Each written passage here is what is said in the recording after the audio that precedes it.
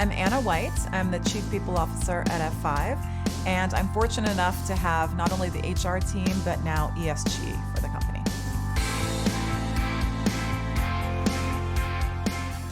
I chose i4cp for three main reasons. The first one is I love the data, research, and insights that come out. I find them relevant, timely, and impactful, both for my team and myself. And I think it's really important for my team and myself to constantly be zooming out and thinking beyond our own business and our own world out to what are the next practices from a plethora of other companies, and what is the latest and greatest research on a wide variety of people topics. Another one is I really appreciate that i4cp is very grounded in business outcomes.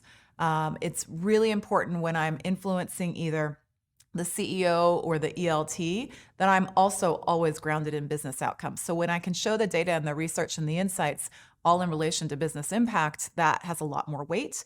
And last but not least, I really like the great network of HR professionals.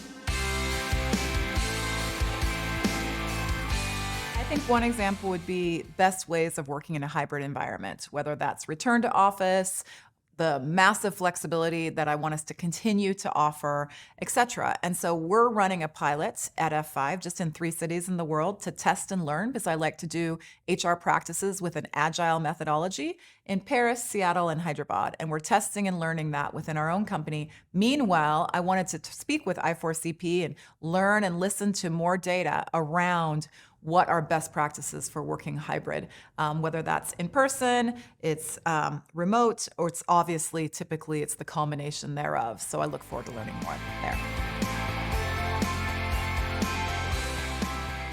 I chose to come to the i4cp conference for a few reasons. One, I love learning, and it's great to learn not only from the keynotes and the data, the insights, but also my fellow HR practitioners. So that's been really good. And I'm truly a lifelong learner. I find that really fun, and I think it makes a big difference in my job and the type of job I can do in this role. The other one is to connect with old friends and colleagues and really meet new people.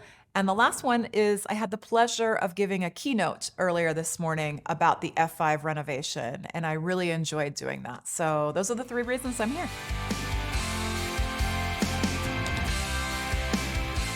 I think hearing about what other companies have done, and I love Kevin's book, Culture Renovation. So I was very flattered and pleased that he interviewed Francois and I as part of the book. And I loved reading about all the other companies out there and learning things I had not yet heard to say, you know what? We can always raise the bar on our culture renovation, and there's things we haven't tested and tried. And so now we can continue to do that. Because as you know, culture renovation is a lifelong journey. There's no end point to it. So we'll continue to learn from your data, learn from others, learn from the next practices, learn from the book, and continue to raise the bar on our own culture.